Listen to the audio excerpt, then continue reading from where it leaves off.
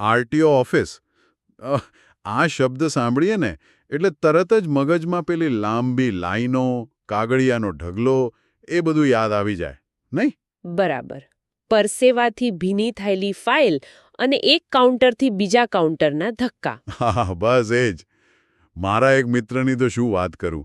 Learning licence માટે બિચારો 3 વાર ગયો અને છેલ્લે તો એની ફાઇલ જ ખોવાઈ ગયેલી. ઓહો, આ તો લગભગ બધાનો અનુભવ છે. પણ જો કોઈ વડોદરામાં રહેતું હોય અને 2026માં લર્નિંગ લાયસન્સ કઢાવવાનો વિચાર હોય તો લાગે છે કે આ બધા દ્રશ્યો ભૂલી જવા પડશે. એમ. હા, આજે આપણી પાસે digital learning licence guide for Vadodara 2026માંથી કેટલીક માહિતી છે અને એ દાવો કરે છે કે આખી પ્રક્રિયા જ બદલાઈ ગઈ છે.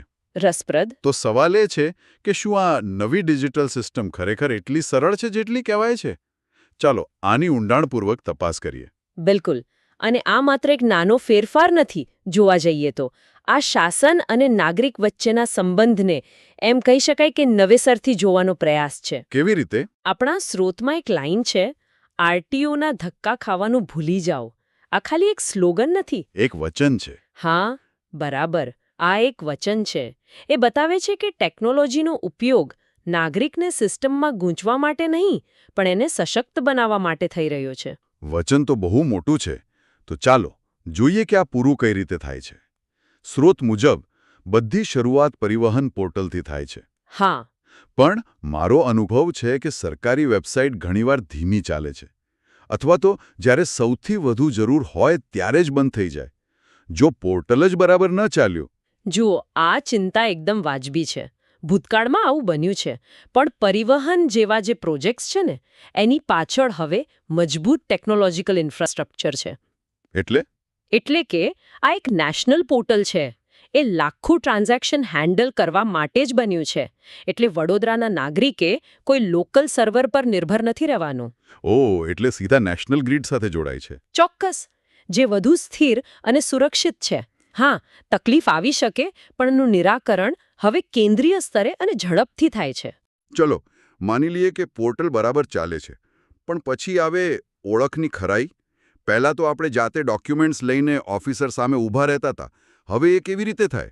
ગાઈડમાં આધાર કાર્ડનો ઉલ્લેખ છે. હા, પણ એક મિનિટ. મતલબ કે હું મારો આધાર નંબર નાખું એટલે આરટીઓને બધી જ ખબર પડી જશે? મારા ઘરનું સરનામું, મારી સહી, બધું જ. આ ડેટા ક્યાંથી ક્યાં જાય? પ્રાઇવેસીનું શું?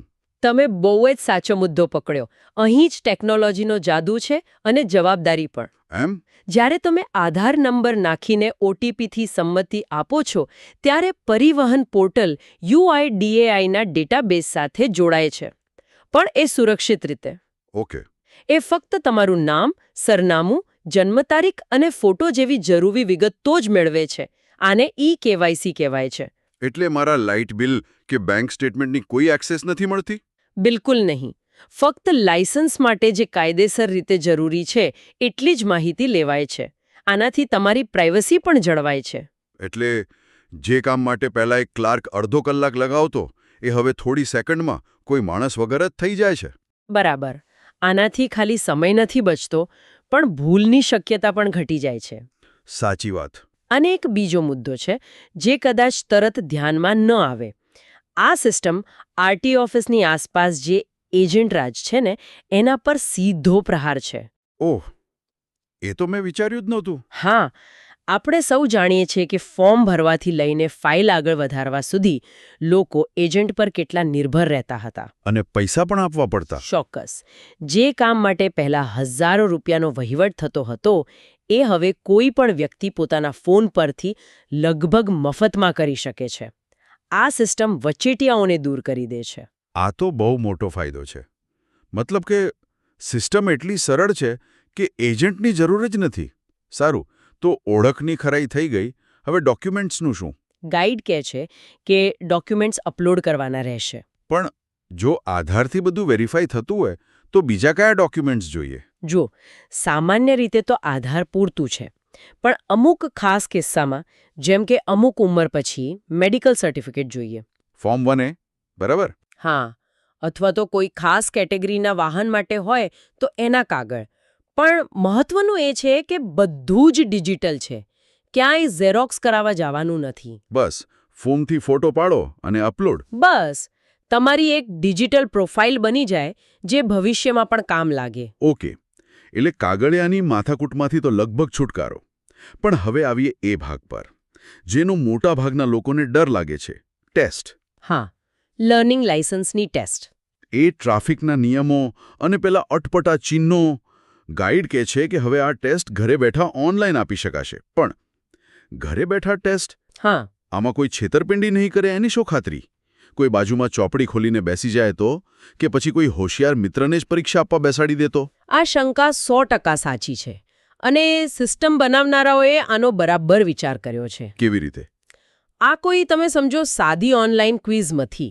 આને પ્રોક્ટર્ડ પરીક્ષા કહેવાય છે. પ્રોક્ટર્ડ? હા, જ્યારે તમે ટેસ્ટ શરૂ કરો ત્યારે તમારા કોમ્પ્યુટર કે ફોનનો કેમેરા ચાલુ રાખવો પડે. ઓકે. અને આર્ટિફિશિયલ ઇન્ટેલિજન્સ એટલે કે AI સતત તમારા ચહેરા પર અને તમારી આસપાસના વાતાવરણ પર નજર રાખે છે. ખરેખર? હા, જો તમે વારંવાર સ્ક્રીનથી દૂર જુઓ, કોઈની સાથે વાત કરો કે રૂમમાં કોઈ બીજું દેખાય તો સિસ્ટમ તરત જ તમને ચેતવણી આપે છે અને તમારી પરીક્ષા રદ પણ થઈ શકે છે. ઓહો. એટલે કે એક વર્ચ્યુઅલ સુપરવાઇઝર તમારા પર નજર રાખીને બેઠો છે. આ તો કોઈ સાયન્સ ફિક્શન ફિલ્મ જેવું લાગે છે. બિલકુલ. અને પ્રશ્નો પણ રેન્ડમલી આવે છે. દરેક માટે અલગ પ્રશ્નપત્ર. એટલે ઘોખીને પાસ થવાની શક્યતા પણ નહિવત. એટલે ટેકનોલોજીનો ઉપયોગ ખાલી સુવિધા માટે નથી, પણ સિસ્ટમને ફૂલ પ્રૂફ બનાવવા માટે પણ છે. ચોક્કસ. આનાથી બે ફાયદા છે. એક, અરજદાર તણાવ વગર પરીક્ષા આપી શકે અને બીજું, આરટીઓ કચેરી પરનો ભાર ઘટે. આ બધું બરાબર છે, પણ જે લોકો ટેકનોલોજીથી એટલા પરિચિત નથી એમનું શું? વડોદરામાં એવા ઘણા લોકો હશે, ખાસ કરીને વડીલો, જેમને સ્માર્ટફોન બરાબર વાપરતા ન આવડતો હોય. હા. અથવા જેમની પાસે ઘરે કમ્પ્યુટર કે ઇન્ટરનેટ જ નથી. શું આ નવી સિસ્ટમ તેમને પાછળ છોડી દેશે? આ ડિજિટલ ટ્રાન્સફોર્મેશનનો સૌથી મોટો પડકાર છે, જેને ડિજિટલ ડિવાઇડ કહેવાય છે. બરાબર. સ્રોતમાં આનો સીધો ઉલ્લેખ નથી, પણ સામાન્ય રીતે આવી યોજનાઓમાં વૈકલ્પિક વ્યવસ્થા હોય છે. જેવી કે? જેમ કે નાગરિક સેવા કેન્દ્રો કે ગ્રામ કેન્દ્રો. ત્યાં જઈને નજીવી ફી ભરીને કોઈ પણ આ પ્રક્રિયા પૂરી કરી શકે.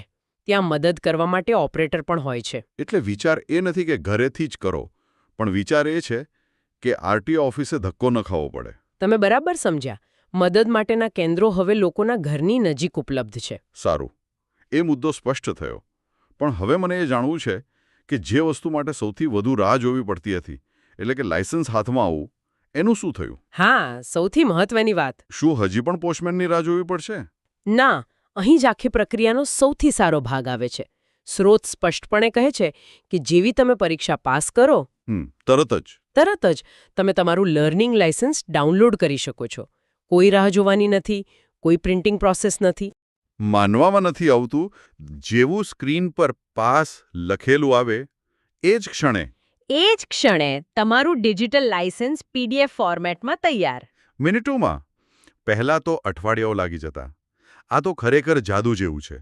અને આ ડિજિટલ લાયસન્સ સંપૂર્ણપણે માન્ય ગણાય. ટ્રાફિક પોલીસ રોકે તો? હા, બિલકુલ. ડિજિલોકર જેવા સરકારી પ્લેટફોર્મ પર ઉપલબ્ધ ડિજિટલ ડોક્યુમેન્ટ્સ હવે ભૌતિક ડોક્યુમેન્ટ્સ જેટલા જ માન્ય છે. આ જ તો ડિજિટલ શાસનનો હેતુ છે. નાગરિક અને સેવા વચ્ચેનું અંતર શૂન્ય કરી દેવું. એક વાત મેં નોંધી, આખી ગાઈડ પ્રક્રિયા સમજાવ્યા પછી અટકતી નથી. અંતમાં એક નાનો પણ મહત્વનો સંદેશ આપે છે. કયો સંદેશ? બરોડાના રસ્તાઓ પર સેફલી ડ્રાઈવ કરો અને હંમેશા હેલ્મેટ અને સીટ બેલ્ટ પહેરો. આ સંદેશ અહીં શા માટે ઉમેર્યો હશે? કારણ કે સરકાર એ સમજે છે કે ખાલી લાયસન્સ આપવું એ અંતિમ લક્ષ્ય નથી. સાચી વાત. અંતિમ લક્ષ્ય છે સુરક્ષિત રસ્તાઓ અને જવાબદાર ડ્રાઈવરો. આ સંદેશ ઉમેરીને તંત્ર યાદ અપાવે છે કે અમે પ્રક્રિયા સરળ બનાવી છે, પણ તમારી જવાબદારી ઓછી નથી કરી. એટલે ટેકનોલોજીનો ફાયદો ઉઠાવો, પણ નિયમો તોડવાની છૂટ નથી. બસ, વાત સિમ્પલ છે. તો આખી ચર્ચા પરથી એટલું તો સ્પષ્ટ છે કે વડોદરામાં 2026થી લર્નિંગ લાયસન્સ મેળવવાનો અનુભવ ધરમૂળથી બદલાઈ જવાનો છે. હા. પરિવહન પોર્ટલથી શરૂ કરીને આધાર દ્વારા KYC, digital document upload, AI proctored online test અને છેલ્લે તરત જ લાયસન્સ.